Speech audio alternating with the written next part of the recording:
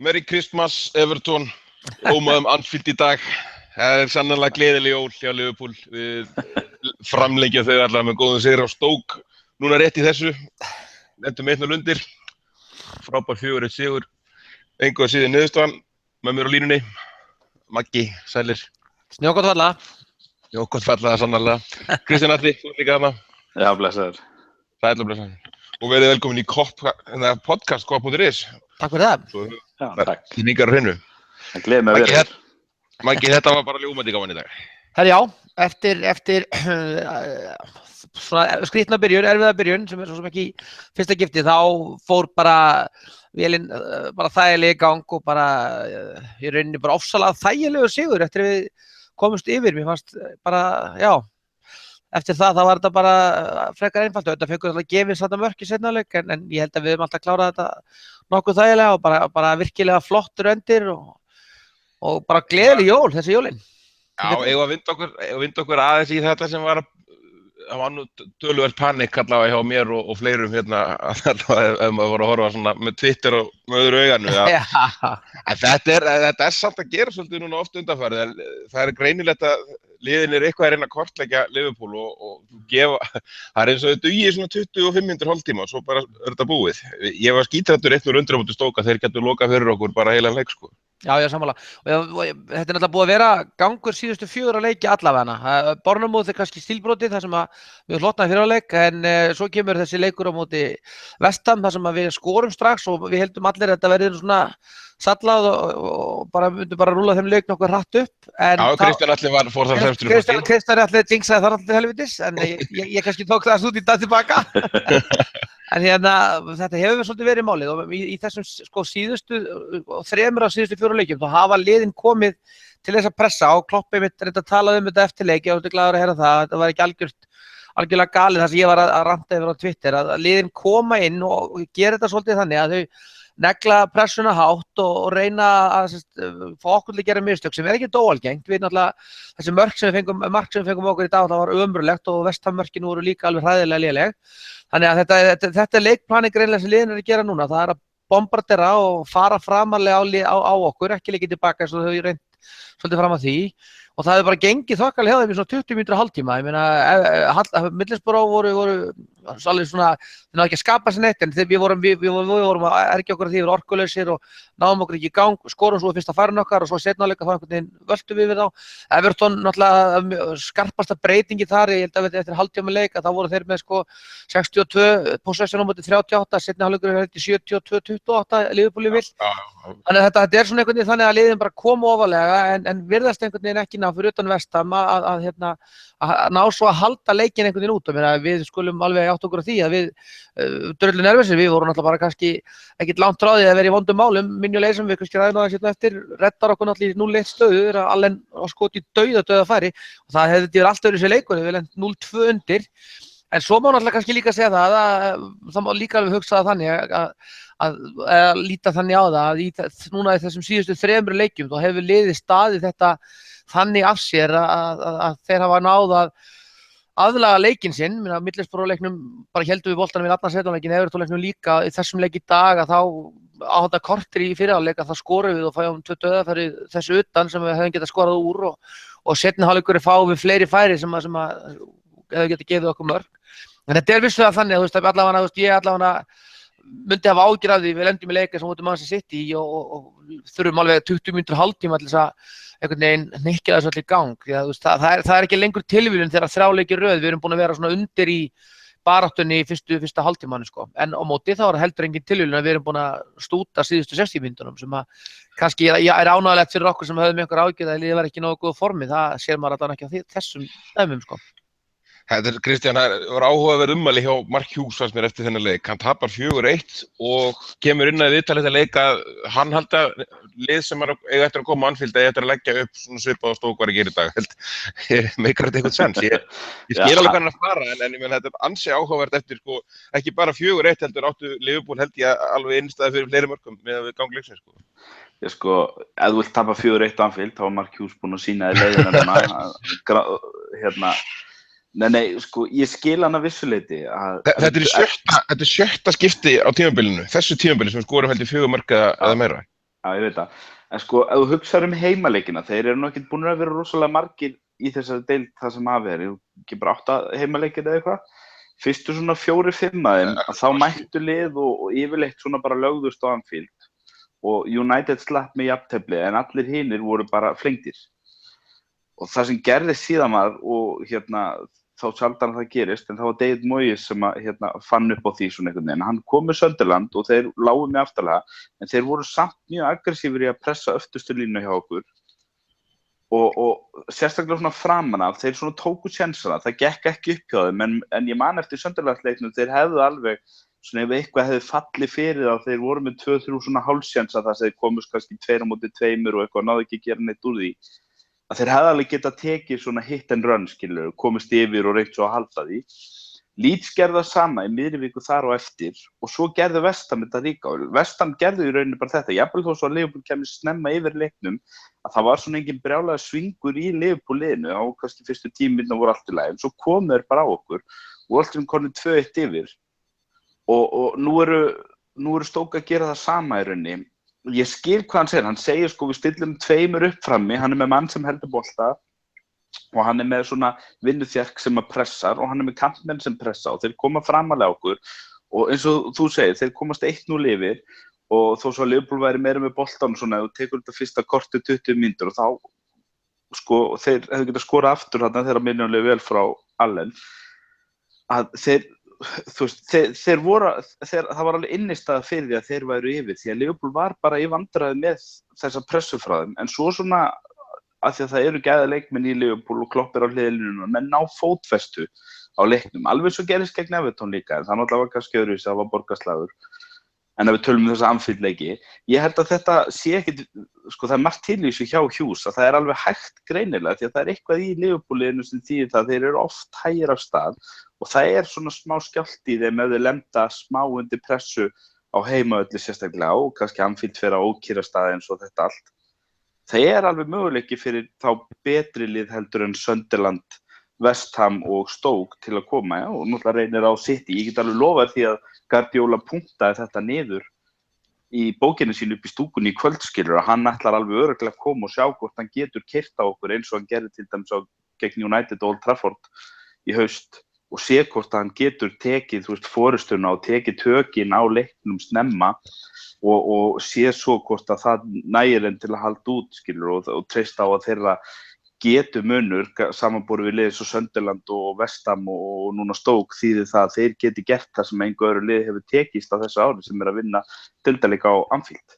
Nákvæmlega, tökum City aðeins í restina á þessu en maður gefur förum aðeins yfir fyrsta hálftímann skoðum aðeins fyrsta markið hjá Stoke í leiknum.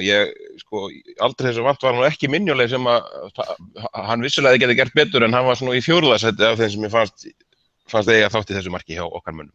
Já, það var ömurlegur varnarleikur og allan hátt og Karra var hérna í settinni á Sky í hálfleiknum og var einmitt að tala Manið því að Manið náttúrulega bæði getur hreinsað hann í innkast og svo ég vil að verða að tönlast á þessu núna í mörg ár einhvern veginn, það sem hefur oft pirrað mig við varnarleik Liverpool það að við erum ekki að gera nægilega mikið til þess að koma í veg fyrir sendingarnar inn í boxið, West Ham markið sem að vissulega fór af Hvað heldur að gert fyrir þennan leik á móti Stoke? Hvað heldur að uppleggið hafi verið í varnarlega fyrir Stoke? Það hlýtur að vera bara, þeir fá ekki fyrirgjöf. Algjörlega hlýtur að vera það og þetta var bara, já, ég er sammála því að þetta er ofboðslega vondur varnarleikur og allan hátt og svo við tökum Manni og Klein sem að, sko þeir eru 2-1, þannig að það er ekkert sem bannar öðrum þeir allavega að fara að gera alveg pressa og loka á fyrirgjöfina.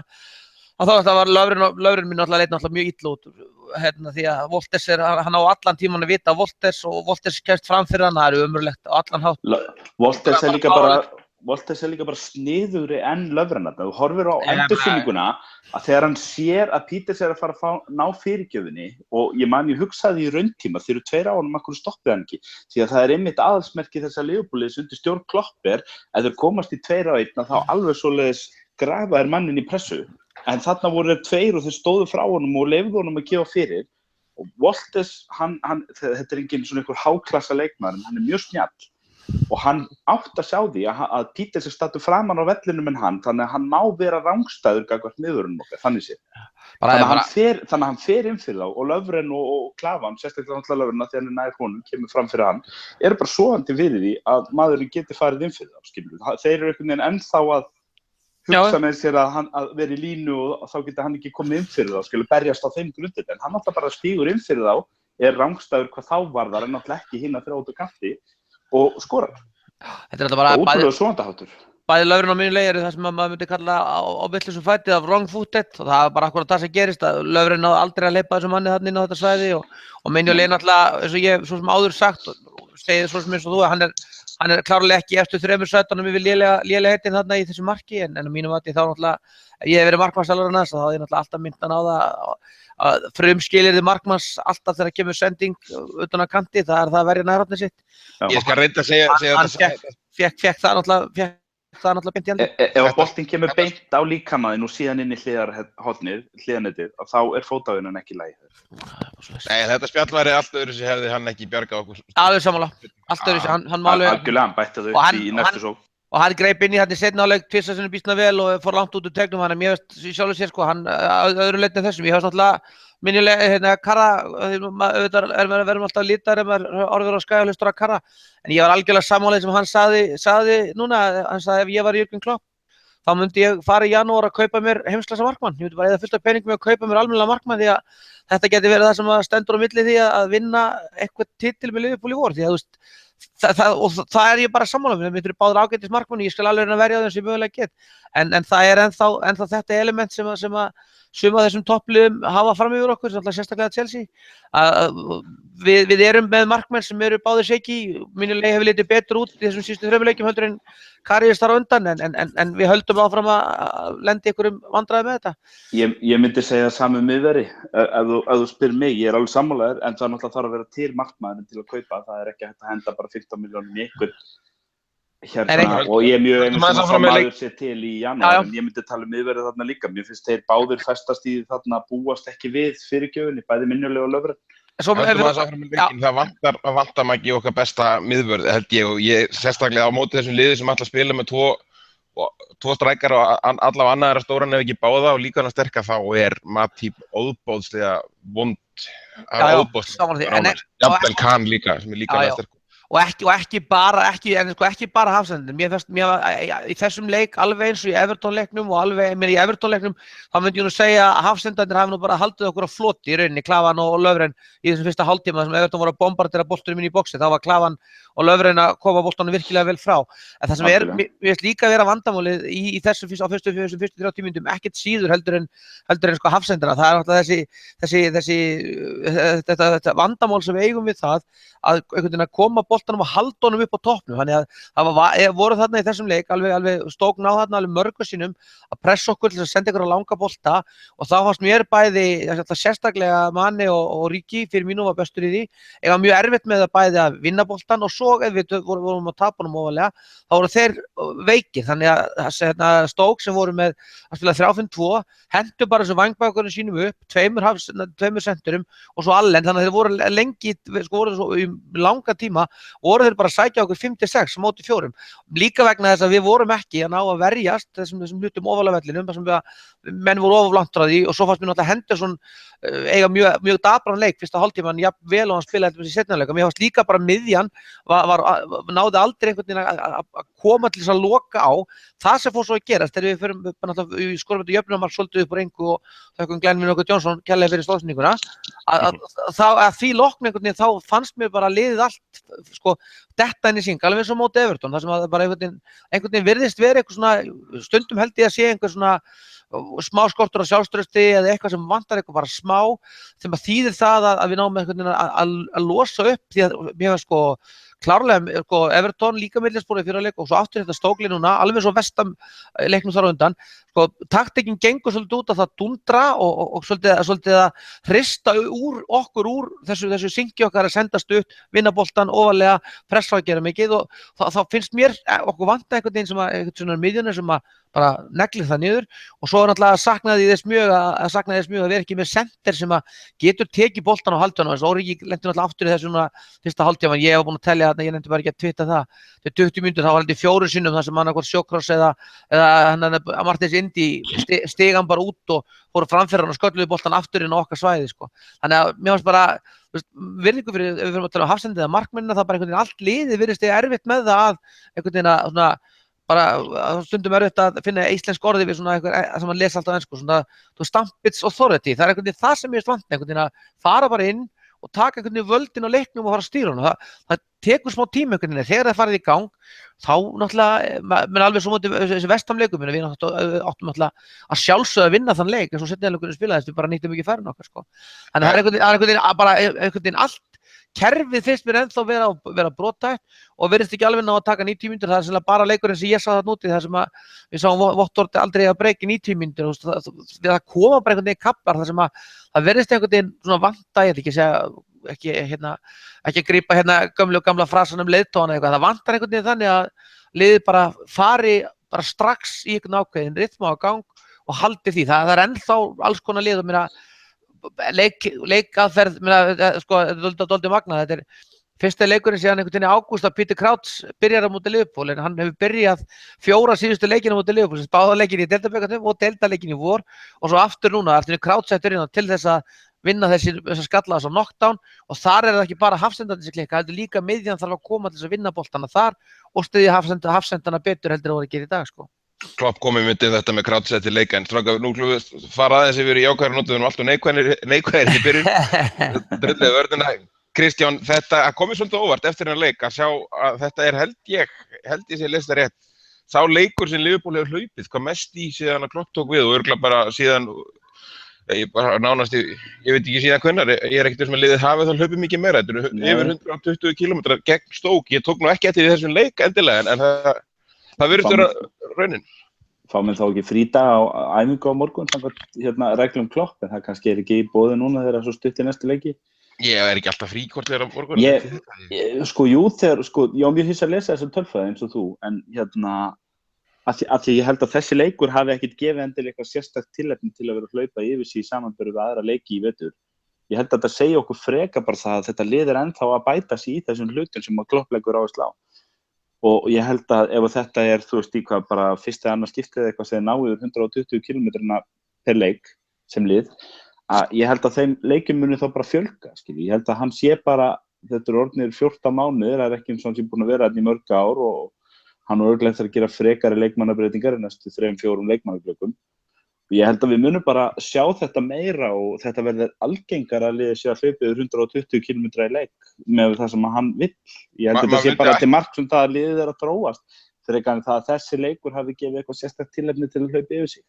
Maður myndi ætla það sérstaklega reyndar aðeins skekki myndina ef þú skoðar frá Þýskalandi. Þeir voru alltaf að bæta sig eftir áramót liðina sem það náttúrulega risastórt þetta vetrarfrí sem heldur betur ekki hjá Liverpool en ég meina með liðið í ekki meira leikjála en þetta þá myndi maður alveg ætla eins og þú segir að þeir geti bætt þessa tölfræði töluvert og við erum að sjá núna trekk í trekk lið ekki ráða við hlaupin hjá Liverpool yfir 90 mínútur þó við tölum að fyrsti hálftíminn slæmur þá eru tala svona 60-70 mínútur sem hin liðið ráða bara ekkert við hraðan á Hvort sem Liverpool hefur verið að byrja vel eða illa, það er náttúrulega ekki alltaf byrjað illa í þessari deild og svo við höfum verið að ræða þetta eins og þennan tendens á. Já, núna undanfarið allavega. Já, en það verður einhvern veginn verið samt reglan að Liverpool það lið sem endar betur í leikjum. Það er bara, ég er að hugsa tilbaka og ég man ekki hvenær Liverpool var svona, þú veist, eitthvað að hanga í síðasta korterið á forystunni eða hanga á jafnteflinu eða þú veist, eitthvað álíka. Ég veit ekki, þetta svolítið kannski spesaði skildur ná yfir 120 í þessum leik því að mann svona upplifunum var svo leið og meðan voru konur í 3-1 og hann skiptir leikmenn hérna og þá var hann svona kannski komið með annað augað á næsta leik sem City heima og eftir 3 daga eða 4 daga og þá finnst manni skrítið sko kannski að maður hefði kannski frekar haldið að fara í hina áttuna menn myndi slaka aðeins á bensíngjöfinni í lokin með unnin leik í höndunum og svo náttúrulega kemur Sturridge og setur þetta 4-1 og eftir það þá maður haldið einhvern veginn þetta bara göngubolti en svo virðist ekki hafa verið. Ég held nú reyndar að Moreno sé ekki með svona rólega stillingu, sko. Nei, hann á kannski 10 kilometra þessu bara á síðustu 20 metrum. Hann var út allt, sko. Sá var að reyna að svona koma vel fyrir í sjensinu sem hann fékk hérna. Maggi, höldum aðeins áfram núna varandi markmannsstöðunni. Ég sá áhugaverða tölfræði reynda fyrir þennan leik. Sem ég held ef tekið það saman Monday Night Football eða eitthvað þar. Sko, varnarleikurinn í Liverpool, sko, ef þú skoðar þetta, við höfum verið hérna á þessu tímabili erum við í 18. sæti yfir sko prósentu sem að markmaðurinn eða vörnin að verja af skotum sem að kemur á markið, þú veist, þetta bara fallbaráttu tölfræði og goals conceded, það eru 7. sæti núna þessu tímabili og við erum búin að 8. sæti undanfarið 3 ár, þú veist, þetta er allt of mikið, allt of stöðugt til að vera tilviljunir í rauninni. Hvað myndirðu halda þetta? Erum við að samblanda beggju en heldur þetta sé markmaðurinn eða við séum bara að gefa okkur of góð færi þegar liðin komast í gegn? Við erum bara að sjá þetta fullt af leikjunum undanfarið að markmennir hafa gert klárlega sín mistök en það er líka allt og góð færi oft sem við erum að gefa á liðin alltaf bara með miklum sóknarleika. Hvernig horfir Já, ég sána því að auðvitað þessi tölfræði er alltaf ömurleg, það er bara ömurleg tölfræði, hún kemur að ljóta við að hún kemur hann ekkert óvart, sko. Það er nú bara þannig og það er náttúrulega í rauninni síðasta gifti sem að því menn nú tala hérna alls konar hluti, ég man eftir því að síðasta tölfræði þegar við vera að tala sko síðasta tímabili á Pepe Reina því að Pepe Reina á náttúrulega vonda tölfræði þarna 70% markvarslu sem endar í 13. sæti síðasta tímabili sitt og það var náttúrulega að mínu viti var það hans eina vonda tímabil fyrir Liverpool síðast tímabili hans.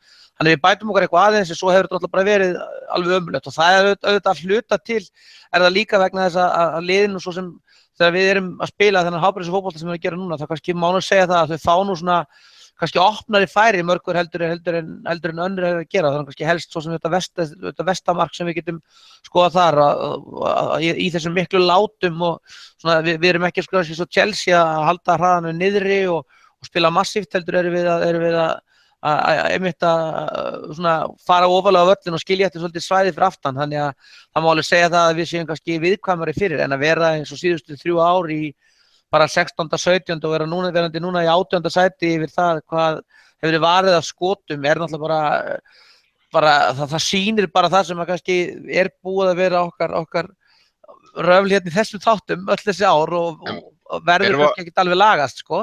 Eru og grimmir alltaf þessi færi Liverpool það færi á sig almennt alltaf það geti sko alltaf sé það jafnum svona ég veit alltaf ekki hverjir í öðrum sætum hérna sko Ég menn árið 2014-15 vorum við nú ekkert síðast árið hjá Rodgers þar sem við áttum náttúrulega endum náttúrulega alveg ömurlegum fótbolta og fáum okkur fullt af færum og bara lágum mörkum alltaf ég held að tölfræðin í stókleiknum það eru 5 skot á rammann og 5 mörk og við verðum upp 6-1 leikinn þar þannig að við erum bara á vondum stað í rauninni eins og ég hef alltaf sagt svo sem hérna verið hækkandi þessu gömul plata að við erum ekki með markmenn sem bjarga okkur og við erum ekki með markmenn sem eru á þeim staðnum að geta unnið fyrir okkur titilega deild, það er ykkur aðrir að sjá það og það er náttúrulega bara eins og ég kannski misti út mér á Twitter hérna eftir markinum rétt, mér finnst það alveg virkilega ömurlegt og þetta er svo sem þetta er ekkit, því miður ekkit nýtt, við höfum bara haft mjög erfitt með að kaupa okkur markmenn undanfarin ár og vonandi bara leysist það með þjóðverðunum unga,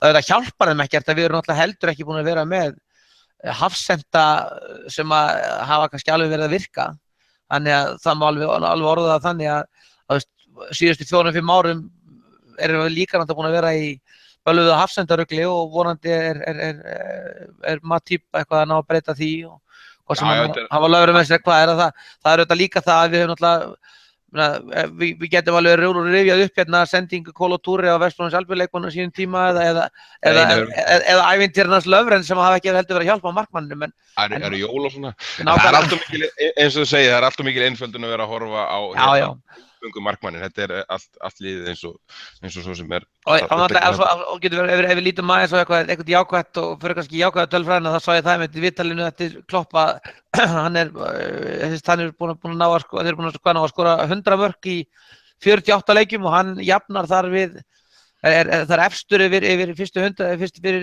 hver fljótastur hann á 100 mörkum þar jafnar hann ekki ómerkir að mann heldur í Kenny Dalglish ef við höfum skorað 1 mark enn þá hefði hann verið í efsta sæti yfir framkvæmdastjóra Liverpool í sögunni yfir það hvað var skorað mikið af mörkum.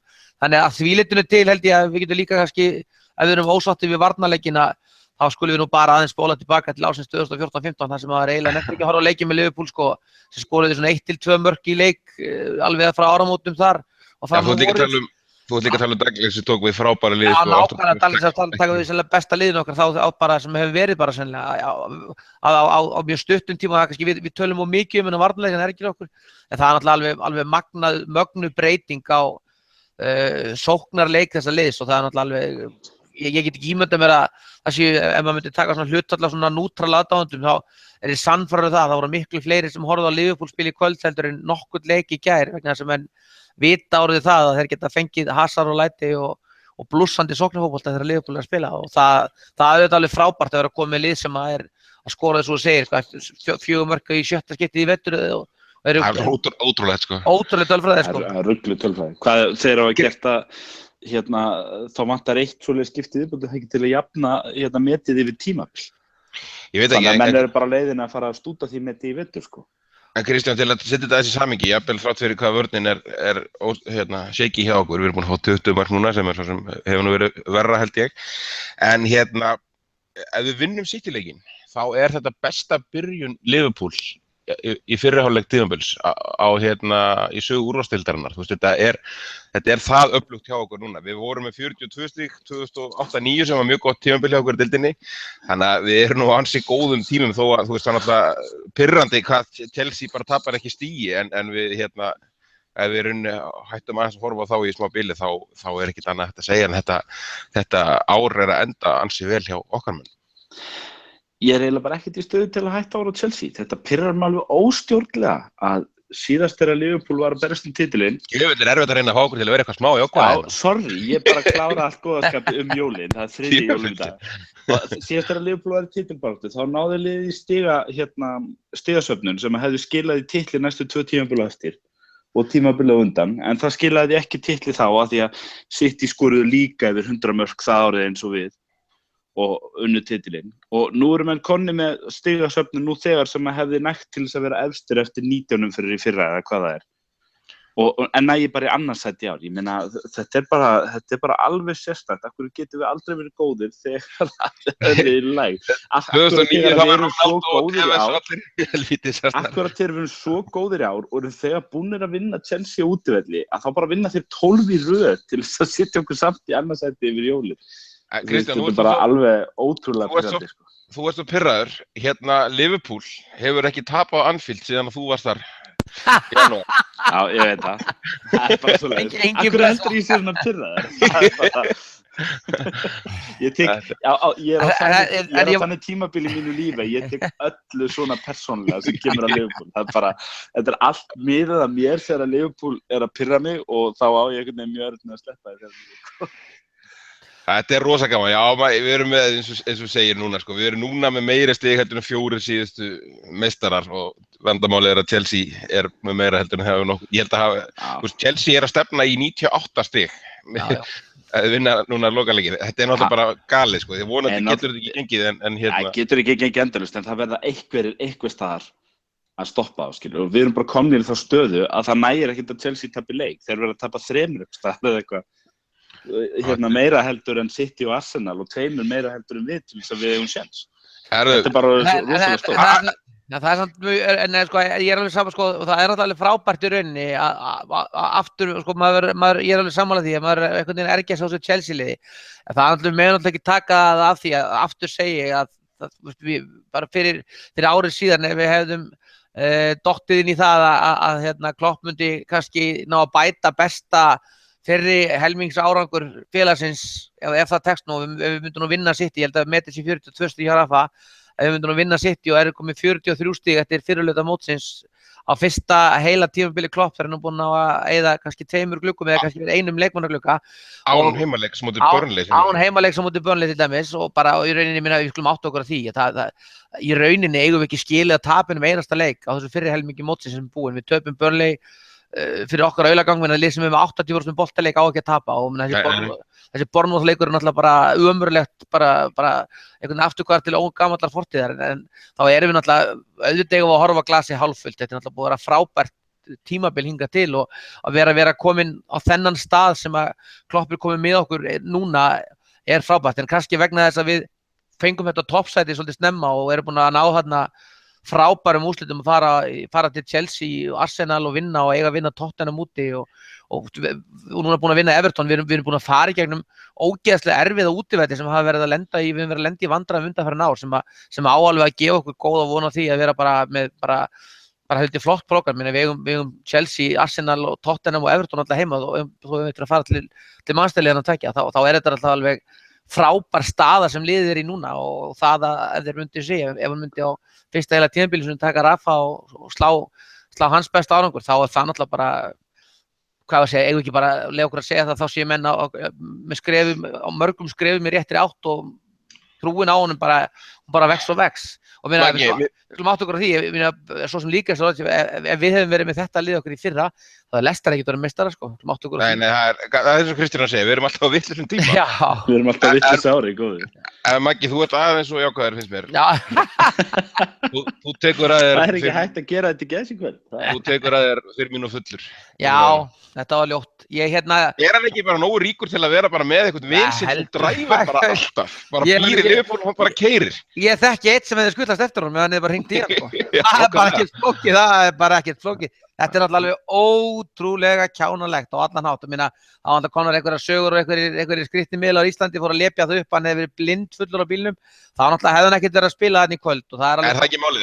Það er klárt mála. Hann hefur náttúrulega bara gert sér sekan um einhvern kjánagöng og þegar þessi early hours þá getur það verið, skilur mig, þegar Bretarnir tala um það, hann gæti hafa verið að fara á miðnætti heim eða 12:30, skilur, hann var ekki að stöðlast blindfullur á reynsróðunum klukkan 7, en þetta er auðvitað óafsakanlegt hjá öllum og menn sem eru fyrirmyndir fyrir litla gutt út allan heim að fyrirsagnirnar hefur í dag verið að tala um það hvort hann er að spila og núna missir hann hugsanlega einhverjum Chelsea-leik sem var Ég var ekkert öruggur að hann væri liðinn í dag. Nei, ég er sammála því.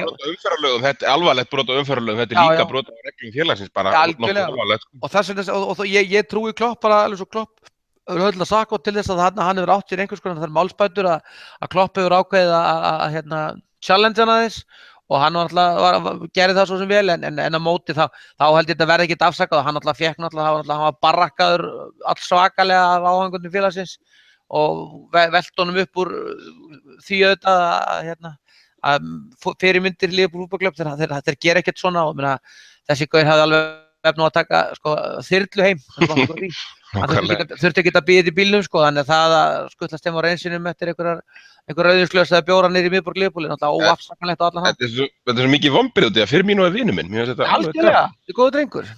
En talandi vinur mína, Kristján Atli, Lucas er að fara til Inter, hann er að fara frá Liverpool held ég 10. leikmannagluggan í röð eða eitthvað álíka, heldur þetta gerist núna eða eitthvað? Ég er búinn að kveðja Ég er búinn að skrifa kveðjubréfið og það kom í ansi þykkan bunka frá síðustu árum af kveðjubréfum. Uppfært. Þetta er alltaf innilegt hjá mér. Ég strók út liðið sem stóð í fyrra. Það var eitthvað kínverslið í fyrra og skrifin internationali. Ég veit ekki. Fer Lucas einhvern tímann? Verður hann ekki eftir 20 ára? Loksins fannst mér engin þörf að láta hann fara en kannski vill hann spila meira eins og segja, hann er ekki það gamall en Matip, Lovren og Gómez núna, þetta er ansi brothætt lína á miðvörðum eða tveir meðar og við hefum bara klafan, þá er þetta stress. Við náttúrulega erum með Ragnar Lodbrok hérna líka, hann klikkar ekkert þannig og svo getur Kevin Stewart líka að spila miðvörðun og svona. Þess að það sem ég var að tala snemma í þættinum, ef að Lucas Leiva er að fara og með meiðslavesinu sem hefur verið á Joel Matip og Dejan Lovren, við höfum nú talað Lovren núna í 2,5 ár, hann er meiðslapési, hann er með lúmst mikla meiðslatölfræði líka, að þá kæmi mér ekkert óvart ef að Klopp er að skoða miðvörð í janúar, ef að Lucas er að fara til Inter, en kannski er ekki til í þessu eins og þú segir, við höfum verið búin að kveðja hann áður.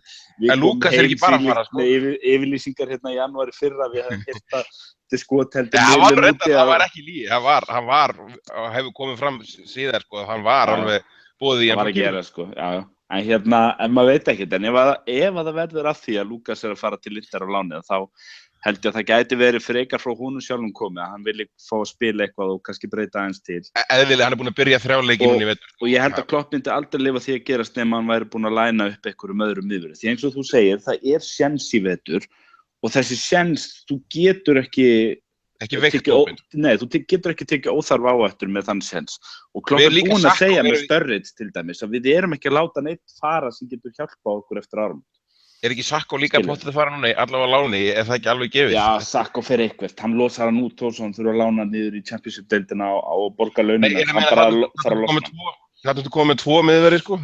Maggi, hvað segir þú? Ég myndi halda það. Ég er alveg sannfærður það þetta er áður svona Joe Gomez. Ég held að það sé bara nákvæmlega málið að nú bara fá að við Joe Gomez. Enga nýja, bara Lukas er bara að koma í staðinn. Já, ég held að. Þeir eru með 4 kosti, við erum að horfa á þannig, sko. En finnst þér hann ekki verið að taka miklar, og þá er ég bara að tala meiðslavissina á Gomez, því að hann lenti í setbacki þegar hann kom inn í haust og svo sjáum við kom fyrir hjá Danny Ings þegar hann var svona að reyna að komast á fullan sprett aftur. Er hann ekki að taka of mikinn séns á því að hann leyfir þá Sakko og Lukas að fara með meiðslasögunni hjá Matip og Löfven sérstaklega og lifir og ætlar að treysta Joe Gomez eftir árum. Sko, Sakko farinn náttúrulega. Hann er ekki, við þurfum ekki að ræða það. Eins og þú segir, hann mun aldrei spila mínútu aftur fyrir klúbbinn. Og ég er alveg sannfærður það að þetta Lukas-ævintýri er náttúrulega bara nú komið að því að hann, eins og Kristján sagði, fái að velja sér. Og það er náttúrulega bara algjörlega þannig sem að þetta er held ég hugsað. Það er náttúrulega líka á sama hátt að það er líka, þú ert ekki að díla við sko, tölvuleik eða eitthvað svoleiðis, þú dílum sko, persónur og minna, þú veist, auðvitað náttúrulega erum við ennþá í öllum þessum bikarkeppnum en leikja álag er ekki einhvern veginn þannig að það sé ástæða til þess að vera með 4 stóra og mikla hafsenda þarna inni. Gómez náttúrulega er búinn að vera meiddur og það er erfitt að sjá hvað verður þar en hann náttúrulega líka, þeir sögðu það að hann væri tekinn og þeir hefðu ákveðið að eyða þarna einhverju rúma árið til þess að vinna upp einhverja veikleika í líkamanninn sem að þeir fundu út úr því og þeir vildu hafa hann hjá sér í haust og vildu halda honum hjá alveg Er hann ekki búinn að spila alveg núna í desember? Jú, hann er búinn að vera að spila undir 20 ára leikja. Ég bara kemur óvart, hann er ekki fengið að koma einhvers staðar inn á og ég svo sem En Maggi, nú var Lukas, ef ég var rétt, alveg hársbreidd frá að fara bara núna í sumar síðast. Er ekki heldur að meiðslin og Gómez hafi frestað í hálft ár, að horfa á þannig? Ég er eiginlega pottþéttur á því, alveg eins og ég held að sé búin að vera réttar allar, sko, að Lukas fekk fyrst tilboð, sko, síðasta sumarið sem að Rodgers var, þá var eitthvað tyrkneslið búið að fá samþykkt tilboð í hann. Galatasaray, og það er alltaf greinilegt að þessi kjaftasaga við höfum Kínverjan er náttúrulega fer mjög hátt allavega núna, svo hefur hann orðið að neita stóru tilboð frá Kína og svo aftur núna þegar það var búið að samþykkja lán til Tyrklands þá var aftur gripið út af einhverjum meðsli Gómez og sennilega heila tóknin hjá Sakko, hefur nú ekki hjálpað til heldur í það, sko, svona blanda eitthvað að því að þá einhvern veginn er hann gripinn inn í og það náttúrulega kemur að því, hann er greinilega ekki lengur hugsað sem miðjumaður og það er auðvitað breytingin, það er náttúrulega bara að Wijnaldum er komin þarna inn í og Kahn og sennilega er bara jafnvel Ovie Ejaria hafður undan honum þar þannig að ég held að það sé bara einhvern veginn þannig að Lukas er orðin 4. hafsendin okkar og hann er orðin 5. 7. miðjumaðurinn okkar og þá þetta leiðum maður svoleiðis manni að fara því að þú getur ekki stólað á það að vera með eins og þegar við ætlum að halda Gómez og Lukas þá eru komið 5 hafsenda til þess að spila Ítalski bolti geti líka bara verið frábært nú fyrir hann. Já, og það verður auðvitað sárt að missa þessan gaur því hann náttúrulega verður í sögunni alveg klárlega eitt af legendum þessa félags. Hann hefur náttúrulega tekið ótrúlega breytingur þegar hann keypti sem sóknar miðjumaður 2007 til Rafa í það verða svona varafyrirliði og gaur sem er í öllu sem þið geru utan vallar, það Lukas alltaf fyrstur mættur, sko. Ég sá svolítið gott tvít í dag, það var einmitt einhver sem ég veltiði alltaf fyrir mig hvort að ferill Lukas í Liverpool hefur verið öðru sig eða Neville ekki varið boltan í Derby slagnum hérna. Já, nákvæmlega. Á debut hans, fyrsti leikurinn. Herðu, við erum annars, núna er Coutinho búin að vera 2 mánuði meiddur, Kristján. Ings er náttúrulega út tímabil og það er risa stórt blóð fyrir okkur, við höfum heldur betur verið að nota Ings núna sérstaklega í desember ef hann hefði verið heilsu sko, Coutinho meðsli sína hvað þetta er brotað hjá okkur og Mane er að fara núna í 5-6 vikur, ég hef aldrei haldið eins lítið með einu landsliði eins og Senegal núna í þessari keppni, Afríkukeppninni Ég veit, við vitum öll að þeir ítrekkaði hverju minnsta þetta að það ekkert keypt nema til langs tíma en ég meina nú þetta búið að vera að vita þessu til langa tíma, bæði með Ings og Mane sé að fara og við erum einum færri í þessum stöðum. Hverju telurðu líkurnar? Við erum orðuð við hvern einasta leikmann sem mögulegur á markanum, það ekkert mál að leggja saman 2+2, menn það fullt af liðum sem þýska boltana sem ekkert í baráttunni þannig séð að það skiptir ekkert öllu máli við kaupum það núna eða í sumar. Heldur að sé hverju telurðu líkurnar, prósentum, að við kaupum sóknar þengjandi leikmann núna í janúar? Bara, ég veit ekki líkurnar á að við kaupum hann, en ég tel mikla líkur á að, þú veist, ég myndi segja 100% líklegt, bara pottþétt að við... Kolskar aftur á láni sem sóknarmann? Nei, 100% pottþétt að við bjóðum í sóknarmann, hvort sem okkur tekst hérna að Lambdónum, og ég myndi segja svona 75% líkur á að við bjóðum í miðvörð. Mér sýnist stefnaði það að þetta eru tvær stöðurnar sem að Klopp mun skoða svolítið vel og reyna að koma auga á leikmenn og bjóða í þá í janúar. En ég held hins vegar að hann stamdi bara alveg fastur á því að ef að þeir sem hann vill fá eru ekki fáanlegir í janúar, þá mun hann ekki kaupa og hann mun ekki kaupa bara til að kaupa eitthvað. Þannig að við erum ekki, þannig að ég er ekki 100% viss á því að komi maður. Fyrst þið verður komið ljós hvort að ef við erum að miða við velgengni á þessu tímabili þá held ég að við þurfum að gera það sem þarf. Fjarvera Ings kemur ansi illa við okkur þegar við höfum séð það undanfarið að hann bara búinn að vera með Ejaria og Woodburn á bekknum og hann hefur ekki verið að sitja inn á jafnvel þó svo að hann hefur jafnvel bara verið að klára leiki án þess að sitja varamann inn á frekar en að nota þessa stráka í deildarleikjunum og eins og þú segir, Sturridge bara rosalega brothættur, það rosalega erfitt að ætla að fara inn í voru með hann og Origi sem einu valkostina ef að Mane síðan í Afríku og ég veit það ekki, ég meina svo náttúrulega kannski Coutinho að koma aftur og ég held að hann muni 100% bjóða í sóknarmann og 75% bjóða í miður. Það leikjálag núna í janúar með bikarleikjum sem náttúrulega verður eitthvað dreifing örugglega á hópnum, en við ekki svona komnir svo yfir Vestahjallan eftir það? Það ekki rétt hugsað Þess vegna segi ég, hann mun bjóða í leikmenn, en hann, ef að Pulisic maðurinn, segjum bara sem dæmi, og hann býður eitthvað 10-15 í hann eða hvað sem þeim finnst samgjarnt og Dortmund vill fá tvöfalda þá upphæð, þá það bara búið í janúar og við kaupum ekki sóknarmann í janúar, því að þá fer hann ekki að skoða eitthvað hvern get ég fengið á láni eins og segir eitthvað Steven Kolker eitthvað. Hann lærði það svolítið líka kannski í janúari fyrra að það hjálpar okkur heldur ekkert að vera að fara í eitthvað svoleiðis panik sem hann hefur svo engin not fyrir. Þá notar hann frekar Joe Gomez og Ejaria fram á vorið. Kolker stóð sér vel, hann var með góða sóknarmaður. Maggi, hvað sama spurning? Já, sama spurning. Ég alveg sannfærður það að við vorum að reyna við Julian Draxler. Það alveg pottþétt og það kannski það sem ég held að sé kannski bara eitt af því sem inn í þessu það að það ekkert verið að eltast við einhverja litla kalla. Ég er nú að gera mig vonur það að einmitt liðið svo Wolfsburg og Mönchengladbach sé á þeim staði þurfi að ná sér í pening til þess að kaupa nýja leikmenn. Gladbach náttúrulega að fara frá því þeir í meistaradeildinni hún í fallbaráttunni í Þýskalandi. Hver er það? Dagmút, alveg klárlega sko.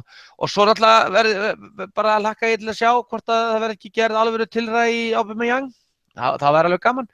En ég held að það er alveg gaman svona understatement bara því nákvæmlega, þú mátt ekki stríða manni með að segja svona og svo alveg, held ég alveg við getum verið að horfa á þetta Gabigol-ævintýri hjá Inter sem eitthvað mögulegt sem að einmitt rekst á kannski við það að það ekki líkar okkur, Liverpool, lána Lukas að fá eitthvað svoleiðis í staðinn. Jú, meina Gabigol, ég held að þessi Gabigol-gaur sé mjög spennandi kostur til framtíðar en ef við verðum að leita okkur við hafsenda þá Jeffrey Bruma hjá Wolfsburg frábær kostur, mér fannst Draxler frábær kostur og svo held ég að Aubameyang sé náttúrulega það svo leikmaður sem mann langar mest í dag einhvern veginn.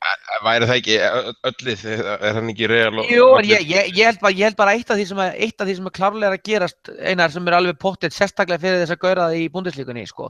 Ég held að við höfum mikið forskot á Bundesligu leikmenn í þessum stjóra okkar sko. Því að hann náttúrulega og Liverpool allt öðrum stað núna í huganum þjálfurunum og leikmönnum heldur en það var í sumar, sko, sérstaklega þessum þýsku, því að, menna, auðvitað kannski var Aubameyang var við eitthvað þegar hann kom á Anfield og heyrði lætin og fjörið sem var í gangi þar, en aftur á móti þá náttúrulega núna erum við að tala lið sem bara í titilbaráttu og þjóðurefnir eru náttúrulega mikið búin að vera að fjalla Klopp og hvernig hann gengur þarna á þessum ákveðna stað, þannig ég held að við séum komnir í svona góða stöðu til þess að vera plokka leikmenn úr Bundesligunni og það sem hefur séð af þessum leikmennum sem við höfum verið að pikka það, en eru líka leikmenn sem virðast ágætlega vera að virka, þannig að ég held hann fari inn í þennan glugga núna til þess að reyna eitthvað, sérstaklega ef við erum Lukas er að fara og með virðingu fyrir ungum leikmönnum, ég held við fáum að sjá Ocho í þessum bikarleikum með Djaria líka, við erum með... Hann er ekki bara að treysta þá í deildarleikjum, Nei, ég held ekki.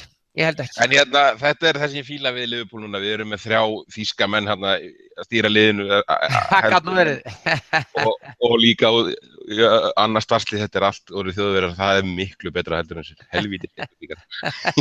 Nei, ég segi svona, talandi helvítis englendinga, Kristján Atli, til hamingju með Crystal Palace, varstu ekki ánægður? Pardew er farinn og þú fagnar því eins og kjáni sko áður en að búið að ráða næsta stjóra. Það var bara verra og svo næst er alveg pottþétt Roy Hodgson eftir 20 ára. Þú hefði þurft að sjá mig hérna með tölvuskjána þegar ég sendi þessi skilaboð á okkur. Ég alveg rauk til og náði hérna dansmyndina að var að Pardew henta á okkur og sagði við erum lausir við hann. Alveg gefið að þeir færu næst í Allardyce. 5 sekúndur seinna þá sagði ykkur ykkar við fáum bara Allardyce í staðinn.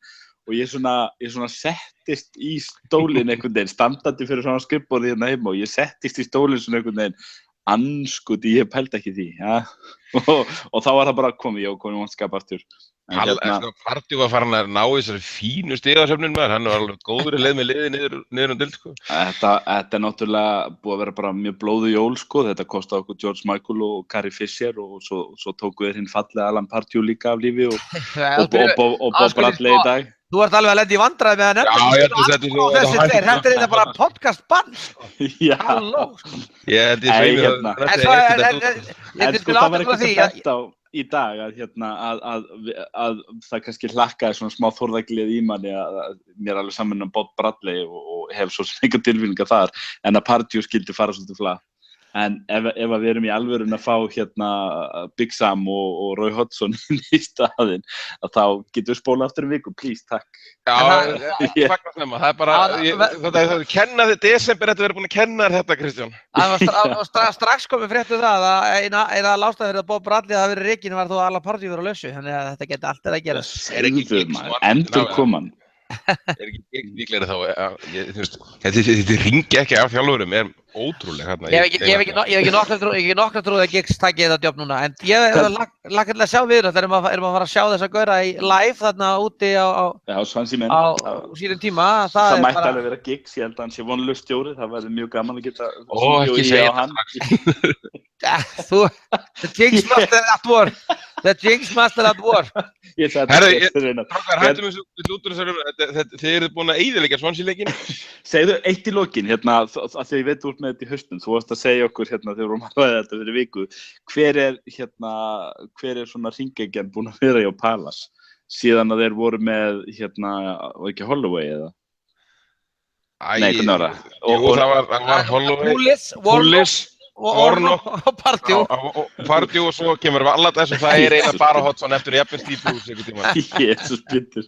Þetta spáði að vera Palace aðdáandi. Já, ég meina þú væri bara hægt að halda með Palace. Við tókum einn svona mann í 7 mánuði og það gekk næst í frá okkur. Og ég er ennþá pirraður yfir því. Já, spáði 15 árum af þessu rugli. Herðu, hérna, Maggi, þetta er síðasti þáttur fyrir áramót. Nei. Við gerum kannski einhvern smá uppgjör, það er svo mikið að gera hjá okkur núna næstu daga. Ég veit ekkert hvort það kemur fyrir eftir áramót en pósturinn er til fyrir ykkur en hérna, hvað stendur upp úr? Hvað svona 3 punktar standa upp úr hjá þér á þessu tímabili? Þessu ári fyrirgefðu, báðum tímabilim. Ég held náttúrulega á þessu ári er náttúrulega klárlega leikurinn bara fótboltins liðir að spila er náttúrulega algjörlega hápunkturinn, svona heilt yfir, það er náttúrulega bara það orðið þannig að maður í alvöru talað að neita fjölskyldubóðum og reyna að færa til í vinnunni til að horfa á Liverpool spila fótbolta. Þetta það sem við varum spenntu fyrir þegar við vorum að horfa á flugvélina koma Jürgen Klopp. Þetta var nákvæmlega þetta var nákvæmlega það sem maður vildi sjá. Maður var alveg búinn að fá þess með, ég var alveg búinn að, eins og ég fór bara í fermingarveislu frekar að horfa á Stoke tapa 6, vinna okkur 6-1. En ég myndi ekki fara í fermingarveislu held ég með eitthvað alvöru leik. Ég meina, ég búinn að breyta gamlárskvöldi, sko, konan búinn að samþykkja að leikurinn verið í gangi bara á gamlárskvöldi 5:30, það verður bara Liverpool í beinni í stofunni á mér, það bara þannig. Ég hjá Tengdó og Gamlárs með allir stórfjölskyldum og ég í alvörun að reyna að fá að sleppa því.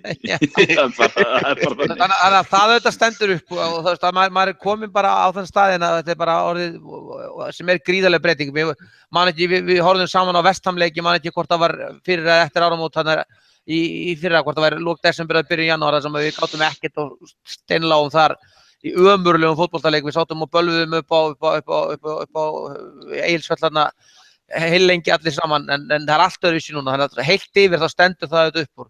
Ef maður ætlar að velja einhvern leik þá náttúrulega alltaf klárlega fagnaði ég mest af öllu þessu flautumarki gegn Everton, ég gjör svona trilltist. Dortmund, ekki með? Já, nei, ég var einhvern veginn meira móti Everton, þessi Dortmund-leikur, þessi Evrópudeildin var alveg frábært og skemmtilegt, en það var samt einhvern veginn svona það var einhvern veginn svona bónuskeppni, ég veit ekki út af hverju, það var bara eitthvað skrítið við það. Nei, það bara lifir ekki eins í minningunni af því að þeir skiluðu ekki titlinum í lok. Já, geta alveg verið, sko. Ef að þeir hefðu klárað Sevilla í úrslitunum, þá myndum við hugsa alvöru svona hlýlegra þennan Dortmund-leik og United-leikinu, ég alveg samfærður það, sko. Já, og svo þetta var alltaf mjög gaman, og það að við sátum einmitt líka saman út á Anfield þarna og horfðum á þessa ógeðslegu Van Gaal grílu sem hafði verið að hamast á okkur, þá myndi ég segja það ef ég tek leikinn þá var Everton verið uppáhaldsleikurinn minn núna þessi síðasti og svo þessi 2-0 sigur okkar á United í Evrópudeildinni, það var náttúrulega rosa gaman að taka niður og flengja það svolítið hressilega. Svo náttúrulega klárlega var ég ógeðslega heppinn með leik út á Anfield og bara lifi lengi á því að hafa séð Liverpool stúta alvöru fótboltaleik 6-1, þannig að hann náttúrulega hefur líka ákveðið vægi. Og svo þetta bara annað endan mitt uppgjör, þá eru líka komnir ógeðslega spennandi leikmenn í þetta fótboltalið og það var eitt af þess ég hef verið að kalla eftir, sagði held ég fyrir cirka ári síðan, ég myndi ekki kaupa með treyju með neinum leikmann í Liverpool á þeim tíma, núna erum við allavega með 3 ár Ragnar Klavan ég meina, við erum að tala Áður gulan ból með Ragnar Klavan ég til ég að skoða það Áður búin að því ég er búin að fara í kúttinu bólum mínum í ræktinni, ég þarf að fara að fá nýjan svona spariból en að því við tölum alltaf svo mikið af brössunum okkar, ég meina, við erum með besta enska fótboltamann í dag, Adam Lallana, sem náttúrulega klárlega sennilega sá sem að verða uppáhaldsleikmaður minni í þessu liði, hann kom redda okkur út úr okkur til í dag og er bara stórkostleg fótboltamaður, þannig að það eru þarna 4-5 leikmenn í dag sem er ógeðslega gaman að horfa á, þannig að þetta ár hefur verið mjög gott ár fyrir Liverpool þó að við vissulega tapað þeim úrslitaleikjum. Kristján, eitthvað í starfi Kopp.is, við fórum nú ansi góðar ferðir allavega, við fórum í hann var nú mjög góð ferðin í janúar fyrir utan bölvuð úrslitin, þetta fórum við bara beint upp á flugvöll og heim eftir þann leik og svo fórum við Steini allavega núna í alveg hörku ferð, ég myndi ekki segja að það var ógleymanleg þegar við myndum ekkert alveg allt eftir henni en það er alveg það er alveg rosalega gaman að þú og Steini og Maggi hafi séð sigurleiki hjá Liverpool þessu ári. Fokki ykkur bara, ég er ennþá með æluna í hálsinum eftir janúar. Herru, þú sást ekki sigurleiki Liverpool þessu ári, pældi í því, þeir töpuðu bara einu leik á Anfield. Ég veit það.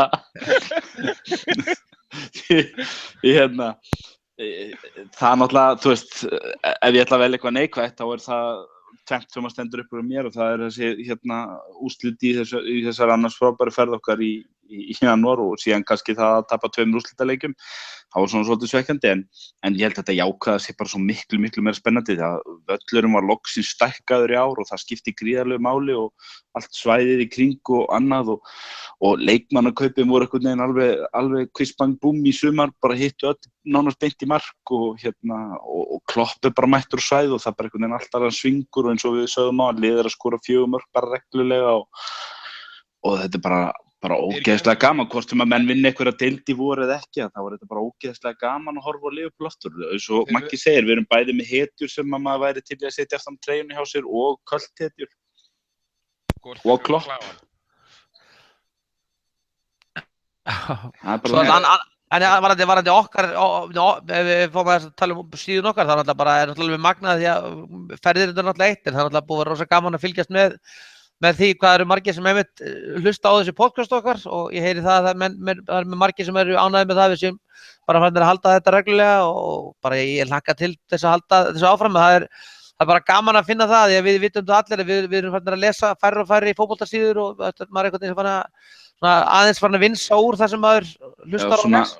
Svona fótboltaumfjöllun á netinu hefur breyst frá því að Kopp.is byrjaði og það er bara staðreynd að svona blogghluti Kopp.is er ekki eins nauðsynlegur og hann var því að þetta er bara að þróast og þetta er meira á samfélagsmiðlunum en þar höfum við kannski komið meira inn með þessa podcastþætti og svo þú veist hópferðirnar og annað slíkt og það gengur allt alveg rosalega vel. Nauðdar hitt náttúrulega ennþá líkir hluti af síðun og við fáum mikið lestur á hann ennþá og við erum náttúrulega bara gríðarlega þakklátir fyrir allan stuðning og allar viðtökur. Þær eru 99% jákvæðir og hafa verið núna í 12,5 ár og við erum allir bara ótrúlega þakklátir fyrir það. Algjörlega. Þetta bara þarf ekki meira uppgjör á tímabilinu. Það er risa, mann hefði haldið það fyrir tímabili, þetta er nú bara stærsti leikurinn en Manchester City næst Maggi, þeir eru heldur betur ennþá inn í þessu, þeir eru hörkuskriði núna, þeir eru ekki jafnir, þeir eru með einu stíi meira en þeir, þannig að þetta sýnir svolítið hvað deildin er óbáslega sterk núna, að þetta eru það mörg lið og svo er nú ekki langt í Arsenal heldur, þannig að hver leikur er óbáslega mikilvægur, þetta er sko rétt rúmlega 6 stiga leikur myndi maður nú ætla og heimaleikur, hvernig er tilfinningi fyrir þennan leik á móti City? Hefur eitthvað fylgst með undanfarið? Já, ég ákvað að fórna mér í það að horfa á það síðast á móti Hull og það er bara góð tilfinning. Þeir eru í bölvuðu brasi, þeir eru með meiðsli, þetta er lið sem er að mínu viti á mjög svipum staðu við. Þetta er náttúrulega lið sem að gríðarlega sterkt sóknarlega, hann var bara alveg ógeðslega mikil sóknarógnaðum og því nú bara ég ætla að blóta fjandans verð að kunna gera og náttúrulega kemur inn í þetta lið núna, búin að vera í löngu banni og kemur inn. Þeir unnu alla 3 leikina án hans. Algjörlega, en þetta voru í öllum tilvikum voru þetta leikir sem þeir voru að ströggla í gegnum á móti liðum sem að kannski, þeir hefðu alveg getað að vera lendir undir á móti Hull þegar þeir fá gefins víti. Ég las mest ósamfærdi 3-0 sigur, asnalegt og þannig er. Já, einmitt, þetta var mjög asnalegt, ég hélt alveg klukkutíma að Hull væri að fara að taka allan hann stig á móti þeim og þeir eru klárlega, þeir eru alveg á þeim stað að það er alveg hægt alveg pottið takt að vinna það og það er sást náttúrulega besti þeir steinláð fyrir Leicester þarna 4-2 sko að það er, ég veit ekki hverju þeir stilla upp í Hafsend þeir lentu í því núna að Hafsendaparið þeir lentu í meðslum að Stones fór út af Hvernig í síðasta leika? Já, Stones fór út af með meiddur á læri þannig þeir enduð á að vera með Kolarov og Otamendi í Hafsendaparið Þeir hafa verið það undanfæri, hvað er Kompany og Stones meiddist núna í leiknum núna hann var komin inn í liðið og fór út aftur. Eru ekki að gleyma, er Mangala farin eða hvernig var þetta? Mangala meiddur, þannig að hann er ekkert klár. Þannig að það er bakvörður líklega í... Það er líklega og þeir voru þarna, eins og sé, það var verið að fara í gegnum þá og það sem við skondið að svo getum við líka hort á það, þeir eiga mjög erfitt með að vera föstum leikadrum, markmaður þeirra virðist náttúrulega í algjör rugli, Bravo er náttúrulega bara, hann er ekki markmaður í enska boltann, það er bara svo Jings segir það kannski og hann á leik lífsins á Anfield. En hann fór út í 2 bolta í gær, sko, sérstaklega var Björg á línu þarna upp á horni þar sem hann fer í svo galið útlaup og það var alveg svakalegt og hann er ekki traustur og bakverðirnir þeirra, Sanja og Klísi voru í gær og þeir eru fórir miklu varnarmenn, þannig að ég hef alveg trú á því að við höfum að fá fullt af færum, en á móti þá náttúrulega eru þau líka með svolítið, það verður bara líka svolítið fróðlegt að fylgjast með það sem Guardiola hefur náttúrulega verið að gera, hann hefur verið að láta það vera með mjög fljótandi framlínu, þannig að þeir eru ekki með svona fastan center. Þeir eru bara með center, þeir voru þarna sem voru að sækja á 4 mönnum sem voru bara endalaust að rúlla. Ég er enda... Svipað við bara?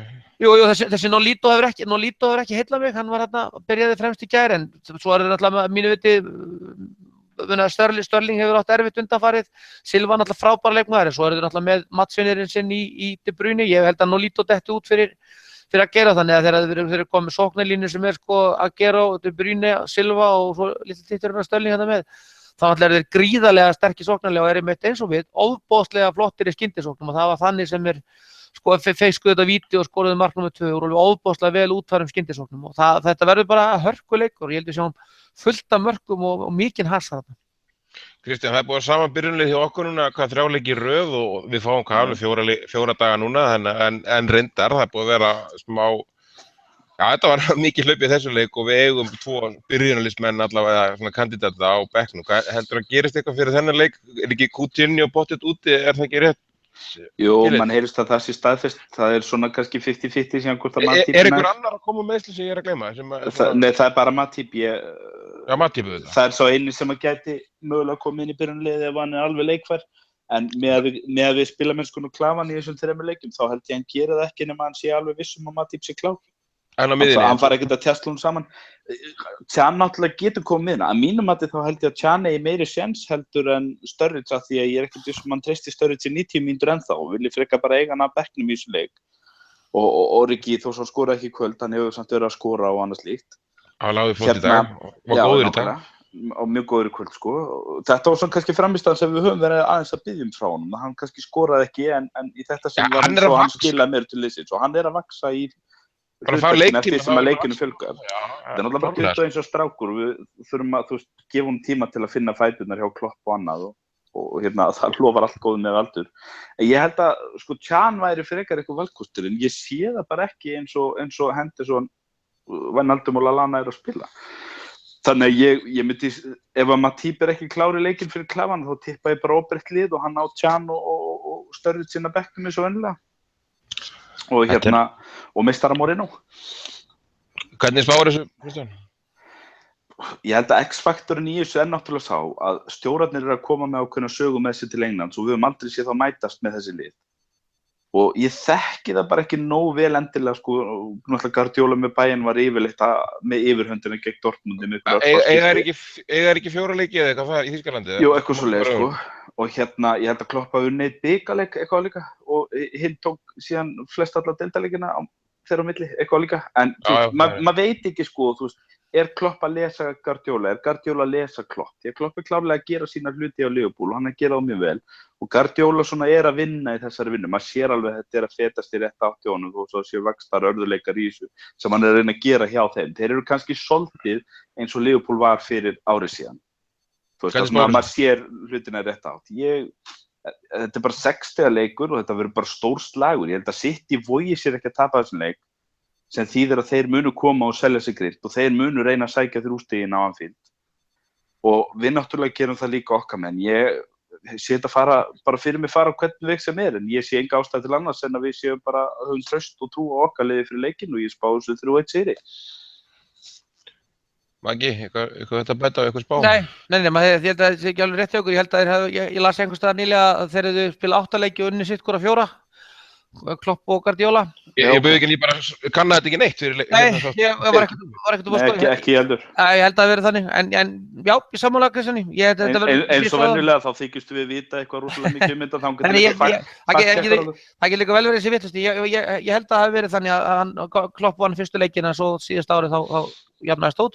En ég held að við séum bara hörkuleik og þess vegna er náttúrulega búin að blikka konuna að fá leikin í gangi, sko. Ég held að þetta verði 3-2 sigur hjá okkur, ég er alveg í einhverjum svakalegum leik og ég er alveg sammála því, ég held einhvern veginn að þarna, ég held að Katrín hendi svolítið hattinu mín á þennan leik og við verðum bara með sama byrjunarliðið, það er bara hugsanlega þessa breytingu ef að Matip er heill sem að hann er með, ef maður horfir á myndir af æfingarsvæðinu þá virðist hann ekki vera að fara að næfa. Segðu mér eitthvað ekki, áður en við, bara á þessum punkti, Liverpool fær leik og Manchester City fá leik 17:30 á gamlarsdag sem er náttúrulega bara ótrúlegu tíma og svo fáum við fáum höfnun á beiðnum að spila meir en 2 sólarhringum næsta leik. Er Alex Ferguson að vinna við að raða henni þessum leikjum? Ég hef aldrei skilið þetta. Mér finnst þetta er svo langt frá því að vera sko, ég held að þetta sé bara einhver svona, ég held að little Britain stjórnir þessum leikjum, sko. Það er bara computer says no, að þetta er náttúrulega bara algjör þvæla, að bara, ekki bara leikmanna vegna, heldur bara aðdáendana og deildarina vegna, að það líði einhverjir, sko, ef maður er stuðningsmaður á þessum leik og maður þarf að komast heim á Anfield og maður er komin heim klukkan 9 að kvöldi og það maður að vera lagður af stað sko í næsta leik klukkan 7 sko, eftir 9 dag. Þetta er 30 tíma sem líða. Það er alltaf að fara að gera eitthvað. Þetta er náttúrulega alveg þvæla sko. Hvernig þessi Liverpool? Það fyrir 3-2 í hörkuleik og svo að því við náum náttúrulega valla að taka Sunderland podcast, við ætlum ekki að vera þetta 9 dag. Það er nú bara valla tími til að skrifa uppbyttur á milli leikja sko. Nei, nákvæmlega, þá held ég að þar aftur á móti sjáum við töluverða leikmannabreitingu og það verður ströggl, en við vinnum þann leik líka 1-2. Já, það er leikur þar sem að Lucas og Kevin Stewart og svo Sturridge og Can og annars líkt koma allir inn í liðið. Allir sem byrja ekki gegn City og eru svona einhver aðliðsleikni en þeir byrja gegn Sunderland. Hann verður bara að gera það þannig. Þetta gjaldfellir þann leik svo óbóðslega. Bæði lið verði svipuðu rugli þar og vonandi. Það er 3 stig í boði í báðum leikjum. Þetta er fullkomlega fáránlegt skilur að þurfa að fórna þessu Sunderland leik svona rosalega því að það hitti þannig á að við eigum 6 stiga leik eins og við segjum svona 6 pointer gegn einum af keppinutunum á toppnum á Gamlárstræti. Ég er svona Chelsea hlægi alveg óbóðslega þessi jólum. Ég heiti Chelsea mann í gær, hann hafði enga samúð með okkur í þessum málum og hann hló bara. Ég verður stressaður fyrir Sunderland. Chelsea spilar á laugardegi, svo er það næsta leik á miðvikudegi sko. 4. janúar. Sá sem er að spila síðast á Gamlársdegi eru þeir sem eiga síðan spila deginum á eftir það er bara þannig. Þetta var aðeins niður, þetta var alveg ólíkindum fáránlegt. Algjörlega. Herðu, spáum ekki, breytum því ekki. Ég sammála Kristján Atla, ég held þetta tökum City aftur. Við tókum það verð síðan. Og Sunderland er ég drullu stressaður. Ég fór á leikinn hérna daginn móti Sunderland. Alveg rétt. Og hann á ekki eftir að pakka minna í vörn á heimavelli og við verðum örugglega með ansi þreytt lið í þeim leik en við bara verðum að taka á það, er bara vonandi eins og í þeim leik að þetta verði seinni hálfleikur sem við siglum fram á þeim, tökum það 0-2. En annars segi ég bara gleðilegt nýtt ár og takk fyrir þetta ár sem er að líða. Það er búið að vera fínt fyrir okkur Liverpoolmenn þó að 80s pop-heimurinn sé kannski í sárum, en Maggi og bestaklega. En eins og ég segi, takk í kvöld og takk fyrir ár. Takk svo leiðis.